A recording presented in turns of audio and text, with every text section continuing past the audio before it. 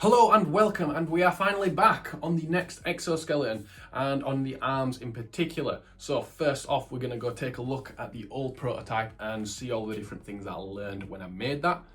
And then using those principles, we'll make the new arm design and see what it's going to look like with the new armor casing pieces on it. First thing to note on the old prototype, for the arms at least, is that there's basically no inner exoskeleton or inner armor. That is basically because what I found is any sort of thing that goes on the inside, it basically just makes your arm too thick to have your arms sit neatly by your side with the chest plate. It's all just too bulky and you end up with carpet arms. So you've got to have basically no skeleton on the inside, which does actually simplify making it. If we're going a bit closer, you'll see this is all pretty much made out of flat carbon fibre now. I originally, on some earlier exoskeletons, did try to make pieces curved, but I'll go over the reasons why I've stopped doing that very shortly. You'll notice there is a wealth of strapping that I basically tried out to make sure that it was all tight to your arm. Originally, I was hoping for the armor plating to be able to clasp shut around the arm and basically be tight enough. But due to the expansion and contraction and everything of your biceps and triceps, that's not really possible. So I did have to then experiment with varying sizes of strapping.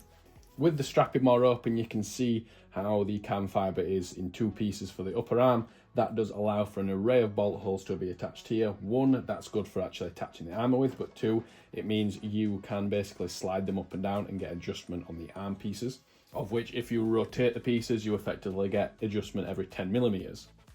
You could incorporate a sliding mechanism into this, but the problem is you just end up with having a lot of complication on all the parts. On making it, you increase the thickness of the parts while not increasing the strength. And once you've set it up and essentially tailored it to your size, it's not like you're ever going to change it again. And because of things like sweat and hygiene, you're not going to swap between different operators using the same exoskeleton. You then have a multitude of basic hinges to allow the arm to move up and around like so. Moving down, we've got another strap that I tried to get to use. I originally tried to just have Velcro straps holding the arm on, but then I did realise the best thing to do was basically have a sleeve inside that could be tightened up. That simply hangs onto the exoskeleton bracket and allows the best amount of movement, which again, I'll explain the exact dynamics of that shortly. And now if we swoop around to the side, while the main shoulder articulation and the elbow articulation will be powered by actuators, the lateral raise movement of the shoulder isn't that important. So I wanted more of a passive way to basically power this and went for some elastic. In particular, as you may have worked out, these are actually resistance bands. The reason why I wanted to use resistance bands is just because they're kind of well proven and they last a long time. You know they're not going to tear like other forms of elastics, and you can also buy different ones at different strengths. And while this did work well, it did become a little bit of a problem child in actually getting the tension to stay up while keeping the whole mechanism and everything quite thin. So as you can see here on this, it's basically just tensioned by two bolts that are dragged closer together and pinch the elastic, while the elastic loops around another bolt at the bottom. The reason why it's so basic in this form is just because if I want to make the locking mechanism for the pinching the elastic stronger and better, it ends up bigger. And the problem is, if that is then bigger, it starts to clash against the back part, both the back part of the armor casing and actually any potential backpack that goes on the back. So to solve this issue on the next design, I'm going to be ditching the resistance band and just going for kind of like a bungee cord style of elastic instead. That way the wheel can be thinner that it wraps around, meaning that I'll have a lower profile so it shouldn't clash as much on the next prototype. As for anyone wondering how well this system actually worked, it worked pretty well. It's just over time, it does slip at the minute on this elastic, but when you first tension it, it is a noticeable help when you're raising your arms. And even just lifting the arm up when nobody's in it, you can actually feel a genuine assistance from the elastic. Last point to note on this is I did try like a cam system at one point because I wanted to try keep as much tension as I could on the elastic as you lift your arm. But the reality is, unless you're doing gymnastics, you don't actually move your arm in a lateral raise that much, and certainly not that often or repeated. So as long as it helps to lift your arm a little bit, just like that amount, that's actually enough for most activities. Now on to the reasons as to why all of this is like it is and why I've took all these design decisions. Starting off with the strapping and what I'm going to continue on with for the next prototype. So in some of the early exoskeletons, I tried kind of this strapping design here. So in this over accentuated, muscled up arm, You can see how the straps would have to fit. You'd have to have the straps basically starting at the top and bottom of the bicep and top and bottom of the tricep to allow for the muscle to essentially expand as you tense and move your arms. And then as for the forearm, you'd probably want a strap around here at such an angle and a strap around the wrist. The problem with trying to shape them in this direction, so you've got a strap kind of at angles like this, is when it comes to meeting on the inside, they're not going to meet properly and they're going to basically bunch up. Because most of the Velcro straps you can get are basically just straight straps. So you could try to have something like this plate on the inside that basically met them. But the problem is that if you had that plate on the inside, then it'd no doubt scratch against the inside of your arm and the inside of your torso, and probably get caught on the arm plate and everything else. However, this is still the best type of design instead of having straps over the top, because you're just not going to get it tight enough. The only way you're going to get it tight enough but yet comfortable enough is by having a strap at the top and bottom. So instead of having the straps at an angle like this, I will just be having them straight across the top and bottom of the bicep, so at least these straps can meet in the middle, and on the middle of the inside of the arm is where they'll basically attach to each other, Velcro together. That'll be easier to actually put it on with. And then to cater for the fact that there isn't these strap angles that you can see here, I'll just be adding more padding onto the strap to allow it to sit in the gaps and actually be comfortable. Which is also why these straps are going to be 25mm wide. That is because if you make these, say, 50mm wide, they won't fit into the gaps between the muscle groups and therefore won't be comfortable, but you can have 25mm straps and basically have 50mm wide padding that'll form and curve to the body as you are. Now, as to why I've gone for a sleeve instead of this kind of strap design, we'll get to that next. Now, if we go over to this quite terrible drawing, you can see the image on the left has the hand in a neutral position, if you will. So the palm is facing to the inside, and you'll notice on that the arm is generally quite straight up and down. However, if you then point your thumb outwards, so your palm is facing forwards, then you'll notice the forearm kind of bends outwards as your forearm twists. And then rotate your hand the other way and the opposite happens. This combined with how much your forearm actually changes shape as you twist it over and over, whether you're tensing it or just got your palms up or down, does mean that just Velcro strapping doesn't really work very well because it'll never stay tight in all directions. Hence why the best thing that I found is to use a sleeve instead of using Velcro straps for the forearm. As you can have a sleeve with a bit of Velcro, with a bit of elasticity in it, which will keep tight all the way around.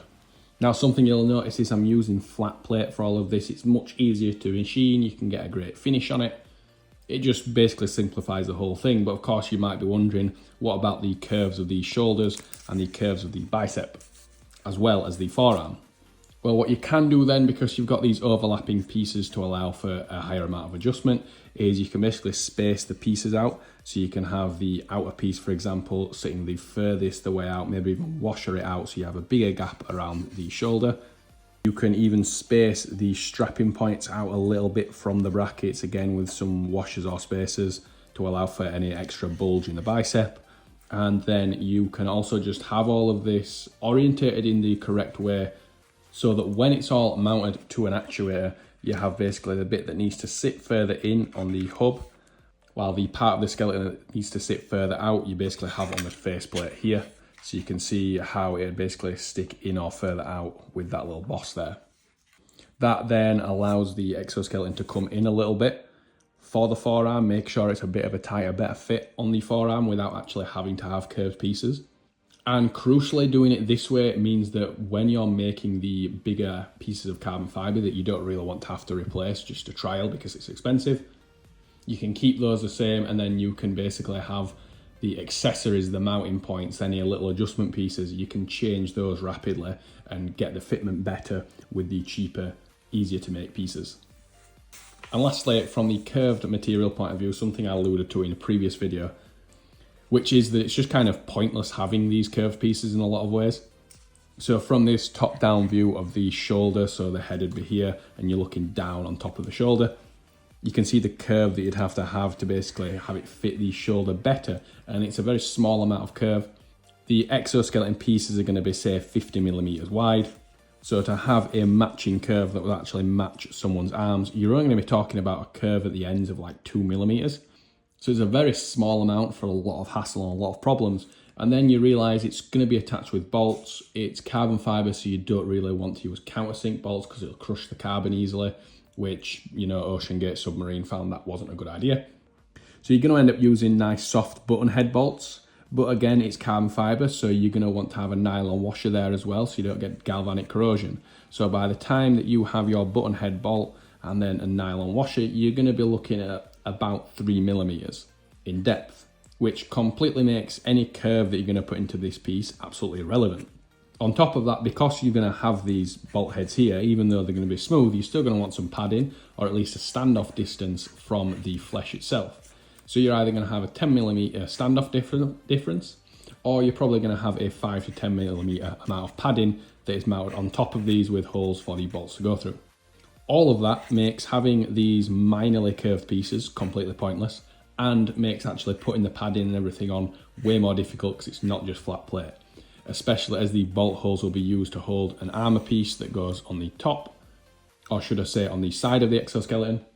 So there's going to be nut inserts basically mounted into the armour plating that allows for the bolts to attach it to. If that is all having to be on a curved piece, then getting that accurate and correct is going to be very difficult. If it's flat, it's easy.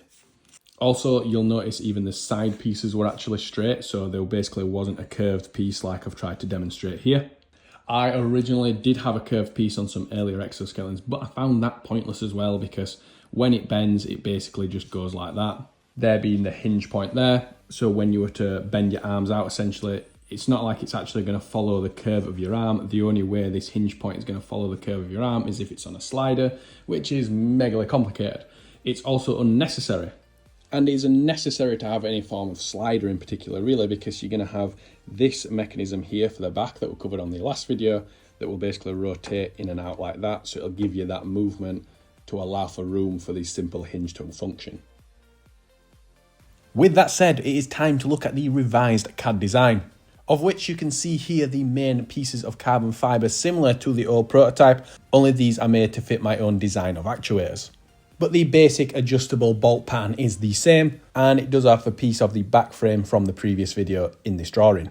We do, however, have the new design for the passive assistance with the elastic. This being a much thinner roller design, more made for a bungee than a resistance band, with a much better tensioning system that has both the sliding bolts that existed on the old type prototype, but also some actual clamping bolts to make sure that elastic stays taut and tight. If we rotate around, you can also see how there's a nice beveled edge on the outside. That is so if I want to tie a knot in the end of the elastic, I can, and it'll also help it stopping to go through while sitting very nicely in the end. I'm going to try these out of PLA carbon fibre. I haven't actually tried a carbon fibre filament yet, and if you're wondering why didn't I try it with PETG instead of PLA, and well, I pressed on the wrong button on Amazon, so PLA it is.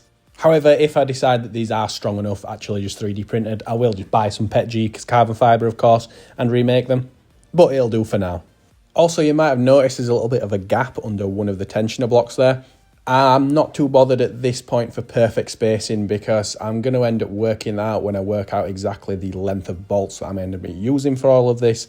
And if I want to some space certain pieces out, then the exact levels each individual piece sits at will differ a little bit. A lot of that will be decided by whatever bolts I end up using. You obviously can't really try get like an 11.5mm long bolt. You're going to get 10mm, 12mm, 16mm, whatever. So you're better off actually making custom spaces, if you will, to match the bolt size rather than try to find bolts to match the spaces. Moving around again, you can see the attachment points for the Velcro and for the sleeve. Starting with the Velcro, we've just got these hoops, which I've kind of copied off my old leg braces. I knew it's a design that worked and didn't wear through the straps very much. Again, these can be adjusted up and down on the bolt pan. One thing you'll notice is these kind of don't look wide enough, as they're not really wider than the carbon fibre, but I had concerns when I was doing this that if I make them any bigger, they might not actually go tight enough on the arm, particularly at the tops and bottoms of the muscle group where your arm naturally gets thinner. So I thought I'll leave it this wide and I'll just space the brackets off the carbon fibre so you can get the straps in. The straps for this video will just be single Velcro straps, but I will be fitting basically 2 Velcro straps in the future that attach together at the centre point, so they won't be difficult to put on. But again, because the main carbon fibre pieces won't be affected, I can always change these little brackets out in the future if I decide I'm wrong.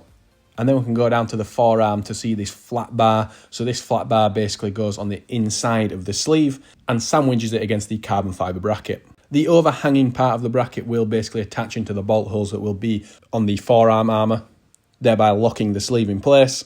Obviously you can't see there at the minute, but what you can see is the gap that I've spaced out here where you can see the sleeve will actually slot in. Now that's all gone through, we'll get all of these parts machined, cut out and 3D printed and see what it's all like. That is the main simple carbon fibre pieces cut out, along with the flat hinge parts there. We've then got the bar for the sleeve to fit through, the wheel for the elastic to fit on, and all of the clamps. And then the hoops for the Velcro. And here we have it bolted together. So we've got just some old face plates from some old prototype actuators with hubs just to hold it all together for now. And then if we take a look at the tensioning mechanism, it has slotted together pretty well. I've just ended up using a resistance band because it's what I had. I need to buy some appropriately tensioned bungee cord in the future, but until the armour's on, it's kind of pointless having it actually tensioned, so this will do for now. The tensioner system certainly works better with the extra set of bolts clinging it all together. The wheel fits in pretty nice and it's certainly lower profile than the other version. And you can see it does technically work. And then on the other side, we have the hoops for the Velcro to attach to. They are just stood off with some washers for now. Again, that can be changed in the future. The carbon fibre is also looking pretty nice throughout. It's way better quality, as you can see, than the older prototype. And then we just have the simple sleeve bar bolted on at one end. The other end will be bolted onto the armour pieces most likely, with the sleeve fitting over that gap. These aluminium pieces will be taken off when I have all of the aluminium pieces cut out, because I will be having them powder coated in satin black so they'll look nice, and so you don't have to worry about galvanic corrosion on the carbon fibre. However, for now it's pointless just taking 3 pieces, so it'll be bare for now. That's a sleeve slipped over from the old prototype, and then we've got the Velcro straps on there. I did just want to mention the reason why these are aluminium and not carbon fibre is because once these are nicely powder coated, like this for example, which these are the knee braces I made way back when.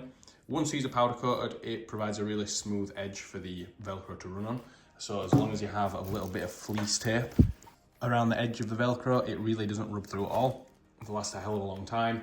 And if you made these out of carbon fibre, you'd end up with kind of a little bit of abrasive edge because it'd be machined carbon fibre, and the strength of the carbon fibre wouldn't be that high because you'd basically just be having that much weave connected. So for this purpose, aluminium is better in my opinion. And there we have it, tried on. So you can see how with the sleeve you can rotate easy.